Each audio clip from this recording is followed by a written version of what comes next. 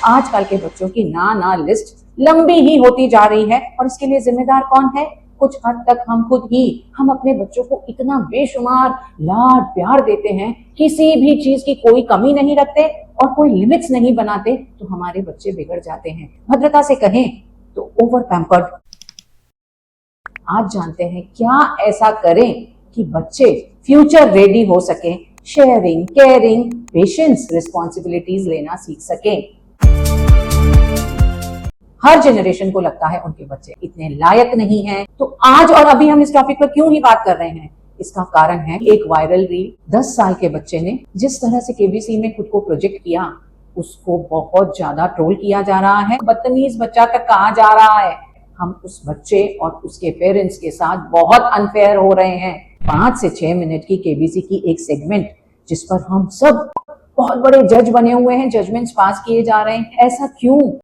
इतनी छोटी सेगमेंट जो हाईली कंप्रेस्ड और एडिटेड है, उस पर हम किस तरह से किसी बच्चे या उसके पेरेंट्स पर इतना बड़ा आरोप लगा सकते हैं, उनकी ट्रोलिंग कर सकते हैं under the spotlight?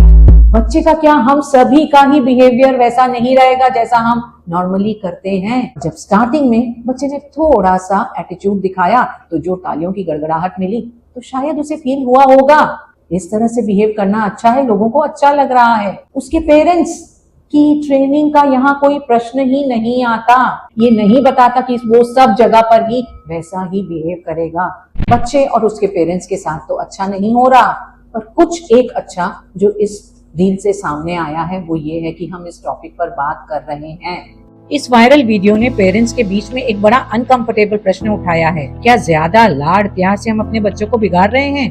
2 parents, 4 grand parents, दादा दादी, नाना नानी, इन छहों का इतना लाड प्यार दुलार मिलता है, हर डिमांड को पूरा किया जाता है। इस बिहेवियर का एक नाम है 6 पॉकेट सिंड्रोम। नाम जितना फैंसी है उतना ही सच भी, और हमारे बच्चे हम जितना समझते हैं उससे ज्यादा इस सिंड्रोम से प्रभावित हैं। 6 पॉकेट सिंड्रोम उन बच्चों को बहुत बखूबी डिस्क्राइब करता है जिनकी लाइफ में 6 की एडल्ट फिगर्स हैं, और उन सारे एडल्ट्स के लिए सबसे बड़ा फोकस ऑफ अटेंशन वो बच्चा ही है। 6 लोग मिल करके उस बच्चे को इतना प्यार दुलार अटेंशन देते हैं, उसकी हर बात पे जैसे दौड़ने को तैयार रहते हैं, हर डिमांड हर कीमत पर पूरी की जानी ही है। तो वो बच्चे किसी चीज की कीमत नहीं समझते, पर हर चीज की उम्मीद रखते हैं, बिगड़ जाते हैं। उन्हें लगता है कि सारी धरती, सारा आसमान, सारी कायनात बस उन्हीं की हर ख्वाहिश पूरी करने के लिए मौजूद है। शायद ये कहना थोड़ा ज्यादा होगा, पर कोई लिमिट नहीं रहती, उन्हें हर चीज की चाह रहती है। तो ये बच्चे किस तरह के हो जाते हैं? इन्हें लगता है कि हर वो चीज जिसकी वो चाह करते हैं वो उनका जन्म सिद्ध अधिकार है। इनके लिए हर समय उन्हें कोई दौड़ भाग कर रहा है, तो इन्हें कुछ भी करने की जरूरत नहीं। इनमें सहन शक्ति है ही नहीं, किसी चीज से एडजस्ट या कॉम्प्रोमाइज नहीं कर सकते। जिद का कोई अंत नहीं होता। ये चारों चीजें मिल जाएं, उस बच्चे की ग्रोथ और डेवलपमेंट पर किस तरह का नेगेटिव इम्पैक्ट डालती है। पेरेंटिंग में 6 पॉकेट सिंड्रोम का इस्तेमाल चाइना से शुरू हुआ। वहां की 1 चाइल्ड पॉलिसी, पेरेंट्स का एक बच्चा और वो पेरेंट्स भी अपने अपने पेरेंट्स के एक बच्चे, तो ये सारे 6 लोग मिल करके एक बच्चे के लिए पूरी तरह से हाजिर। ये बच्चे बड़े नकचड़े बिगड़े हुए हो गए थे। लिटिल एम्पेरर्स, बेताज बादशाह। हमारे देश में आज बड़े शहरों में जब दोनों पेरेंट्स काम कर रहे हैं, दे ऑप्ट फॉर 1 चाइल्ड। एक बच्चा होता है, ग्रैंड पेरेंट्स का भी इन्वॉल्वमेंट है ज्यादा। सब मिलकर बच्चे को इतना भयंकर अटेंशन अफेक्शन देते हैं कि बच्चा बदमिजाज, थोड़ा बिगड़ा हुआ और हर चीज को बहुत अधिकार के साथ डिमांड करने वाला बन जाता है। सब मिल करके बच्चे की पढ़ाई लिखाई, उसके आराम, उसकी एक्स्ट्रा करिकुलर एक्टिविटीज, हर चीज का इतना ज्यादा ख्याल रखते हैं कि बच्चा ओवर इंडल्ज, पैम्पर्ड हो जाता है। इसका इफेक्ट आप बच्चे की लाइफ में कैसे देखते हैं? इमोशंस कैसे रेगुलेट होते हैं? जब हम सिक्के के दोनों पहलुओं को देखें, अच्छा बुरा दोनों को देखें, उसके साथ रहना, एडजस्ट करना सीखें। पर इन्हें कुछ बुरा तो छोड़ दीजिए, कुछ कम भी देखने की जरूरत नहीं होती। बस कहा नहीं कि वो हाजिर। पूरी जिंदगी इसी की उम्मीद करते हैं कि इन्होंने जो भी सोचा है, जो विश किया है, जो मांगा है, तुरंत ही मिलना चाहिए। जब ना मिले तो उस डिसअपॉइंटमेंट को वो हैंडल ही नहीं कर पाते। इन्होंने सिर्फ हरा हरा ही देखा है, सूखा आने पर कहां से एडजस्ट करेंगे। ये अपने एक्शंस के कॉन्सिक्वेंसेस को तो समझते ही नहीं है, क्योंकि अगर कुछ बुरा हुआ उनके एक्शन से, कुछ गड़बड़ हुआ, तो उसका नतीजा भुगतने के लिए इतने सारे लोगों की सेना तैनात है। इमोशनल रेगुलेशन नहीं, इंस्टेंट ग्रेटिफिकेशन चाहिए और अपने एक्शंस का नतीजा उन्हें भुगतना नहीं पड़ता। ये सारी बातें मिल करके उनकी एकेडमिक्स पे तो प्रभाव डालती ही हैं, साथ साथ उनके सोशल इंटरेक्शंस भी इतने अच्छे नहीं रहते। इन सब का प्रभाव उनकी लाइफ में पूरे समय तक नजर आता है। असल में इसकी कीमत चुकाता है बच्चा एडल्ट होने के बाद। ऐसा क्या करें कि चाहे जितना भी लाड प्यार हो, फिर भी बच्चा रिस्पॉन्सिबिलिटी ले, पेशेंट हो, साथ में शेयर करना भी सीखे, यानी फ्यूचर की लाइफ के लिए रेडी रहे। सिर्फ 4 चीजों का ध्यान रखने की जरूरत है। बहुत क्लियर सिंपल रूल्स और रूटीन का होना जरूरी है, जिसे सब फॉलो करेंगे, पेरेंट्स भी, ग्रैंड पेरेंट्स भी। थोड़ा मुश्किल है पर डुएबल है, क्योंकि आजकल के दादा दादी, नाना नानी भी बहुत स्मार्ट और ट्रेंडी हैं। हमारे जमाने के दादा दादी की तरह नहीं, जो बोलते थे छोड़ दो बच्चे अपने आप बड़े हो जाएंगे। आजकल के ग्रैंड पेरेंट्स तो आपकी बात समझेंगे। थोड़ा सा एफर्ट लेने की जरूरत है, अपना पॉइंट ऑफ व्यू उन्हें समझाएं। रूल्स और रूटीन होंगे तो उन्हें एक स्ट्रक्चर मिलता है, और स्ट्रक्चर फॉलो करना धीरे धीरे हमारे सिस्टम में बैठ जाता है। सब चीजों के रूल्स होना जरूरी है, bed time rules, screen time rules, उनकी स्टडीज के लिए, पढ़ने के लिए रूल्स होने चाहिए। और एक रूल कि जब भी उन्हें कुछ नया टॉय, कोई नई गिफ्ट मिलेगी, एक पुरानी चीज उन्हें किसी और को डोनेट करनी है, जिससे वो शेयर करना और दूसरों का एहसास करना सीखते हैं।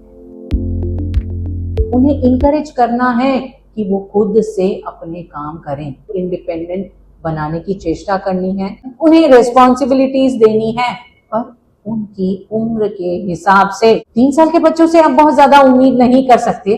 उन्हें सिर्फ इतनी ही रिस्पॉन्सिबिलिटी दी जा सकती है कि खेलने के बाद अपने खिलौनों को जहां से उठाया वहां रख दें। छोटी मोटी चीजों की रिस्पॉन्सिबिलिटी जब थोड़े बड़े हो जाएं, 5-6 साल की उम्र में, आप उनसे ये उम्मीद कर सकते हैं कि घर में कोई पेट है, उसके खाने पीने का ध्यान रखें, डाइनिंग टेबल पर सेट करने में आपकी थोड़ी मदद कर दें। आपके घर में अगर पौधे हैं उन्हें पानी दे दें। फाइनेंशियल अंडरस्टैंडिंग भी बहुत इंपॉर्टेंट है, क्योंकि बच्चे पैसे को इतना नहीं समझते। वो हर चीज की बहुत फ्रीली डिमांड करते हैं। किसी भी चीज की कीमत सिखानी हो तो पैसे से अच्छा कोई और तरीका हो ही नहीं सकता। तो अब 5 साल की उम्र से भी उन्हें पॉकेट मनी देना शुरू कर सकती हैं। हर हफ्ता उन्हें पैसे दें, और जो भी आप डिसाइड करेंगे उन्हें 3 जगह पर देना है। एक पोर्शन होगा जिसे वो बचाएंगे, दूसरा हिस्सा जिसे वो और लोगों के साथ शेयर करेंगे, और तीसरा जिसे वो खुद पर खर्च करेंगे। Save, share, spend. उन्हें इंडिपेंडेंस दें कि वो अपने मन चाहे तरीके से इन तीनों जगहों पर पैसा लगा सकें। आप उन्हें जेंटली गाइड कर सकती हैं। वो ये सीखेंगे कि हर चीज की एक वैल्यू होती है, और अभी के अभी वो मिले जरूरी नहीं है, उसके लिए हमें मेहनत करने की भी जरूरत है। इमोशनल अवेयरनेस और शेयरिंग जिन बच्चों ने सीख ली, उनकी जिंदगी का रास्ता इतना आसान हो जाता है जब बच्चे ये जानते हैं कि हमें सब कुछ शेयर करना है, हर चीज को अपनी तरफ खींचकर सिर्फ अपने लिए ही रोक कर नहीं रखना। वो सब चीजों की, दूसरों की कद्र करना सीखते हैं, हर जगह जल्दी एडजस्ट होते हैं। इसकी शुरुआत आप बहुत छोटी छोटी चीजों से कर सकते हैं। घर में दूसरा बच्चा ना भी हो तो जो कुछ भी आप कर रहे हैं उसमें आप बारी बारी से करेंगे। आज पहले आपने टीवी देखी, कल वो पहले देखेंगे। आज आपने उनकी पसंद की एक सब्जी बना दी, कल ऐसी सब्जी भी खाएंगे जो आपकी पसंद की हो। Teach them to take turns. आसपास जो भी हैं उनकी मदद करने की उन्हें प्रेरणा दें। जितना उनसे संभव है उतनी ही छोटी मदद करेंगे। वो सीखते हैं कि कैसे दूसरों के साथ एडजस्ट करके रहा जाए। बच्चों को ये सीखना जरूरी है कि जब वो गलती करें या कुछ ना करें जो करना जरूरी है, तो उसका खामियाजा उन्हें भरना ही है। ऐसा नहीं हो कि उसका खामियाजा भरने के लिए आप दौड़ करके उनकी मदद को पहुंच जाएं। और जब 6 लोगों की रेस्क्यू टीम रहेगी तो वो बच्चा कभी सीखेगा ही नहीं कि उसके एक्शंस का परिणाम कभी बुरा भी हो सकता है। तो रियल लाइफ रेडी कैसे होगा? खिलौना टूटे, रोए उसके पहले हम तुरंत नया खिलौना दे देते हैं। पहले उन्हें ट्राई करने दीजिए कि अपने आप से ठीक कर सकते हैं या नहीं। जब तोड़ा उन्होंने है तो एक बार बनाने की कोशिश भी बनती है। रात को देर से सोए, सुबह उठकर थके हैं, उन्हें उस थकान को फील करने दें। हम चाहे जितना भी छोटा अपने बच्चों को समझें, वो ये समझते हैं कि उनके एक्शंस का इफेक्ट आ रहा है और उसका फल अगर उन्हें ही भुगतना है तो बहुत अच्छा ट्रेनिंग ग्राउंड है। क्योंकि रियल लाइफ इतना खूबसूरती से सिखाती है जो आपके 1000 लेक्चर्स भी नहीं कर सकते। पेरेंटिंग का एक बहुत अंडरस्टेटेड हैक है ये। आप अपने घर में 6 पॉकेट सिंड्रोम वाला बच्चा देखते हैं? अगर देखते हैं तो ये चीज समझ लें, इसमें बच्चे की कोई गलती नहीं है, हम ही जिम्मेदार हैं और इसे हम रातों रात गायब नहीं कर सकते। हम चाहे जो भी कर लें, बच्चे को उतना प्यार करेंगे ही। लेकिन प्यार के असली मायने को समझना जरूरी है। प्यार मतलब ये नहीं कि आप बच्चे की हर बात पर हाँ करेंगे। प्यार का मतलब होता है सपोर्ट एंड गाइडेंस। हमें बच्चे को गाइड करना है। उसके बाद आप जितना भी प्यार दे दें, बच्चा बिगड़ेगा नहीं, धरातल पर ही टिका रहेगा। 6 पॉकेट सिंड्रोम ना भी हो तो 2 या 2 से ज्यादा पॉकेट सिंड्रोम तो हर बच्चे की लाइफ में है। जब हम बच्चे को इतना लड़ाते हैं जैसे वो बेताज बादशाह हो, उनके हर हुक्म को हम किसी भी तरह से पूरा करते हैं, तो क्या होता है? बच्चे किसी की परवाह नहीं करते, किसी चीज की कीमत नहीं समझते और इंस्टेंट ग्रेटिफिकेशन चाहिए। ये बच्चे बड़े होकर कैसे एडल्ट्स बनेंगे? आप सिर्फ 4 चीजों का ध्यान रखें। क्लियर रूल्स और रूटीन्स हो, हर चीज में इंडिपेंडेंस को इंकरेज करना है, उन्हें दूसरों से सहानुभूति रखना, उनकी मदद करना सिखाना है और जो कुछ वो कर रहे हैं उसके अगर परिणाम अच्छे ना भी हो तो उन्हें खुद ही भुगतना है। इन 4 बातों का ध्यान रखेंगे, हर समय उनकी मदद के लिए नहीं दौड़ेंगे, तो आपके बच्चे बड़े होकर ही नहीं, अभी से अपने पांवों पर खड़ा रहना सीखेंगे और इसके लिए वो बड़े होकर के आपको बहुत बड़ा थैंक यू देने वाले हैं। आप किस तरह के पेरेंट हैं? कहीं आप जाने अनजाने कोई पॉकेट्स तो क्रिएट नहीं कर रहे हैं अपने बच्चे की लाइफ में? Start acting on it now. Like, share and comment.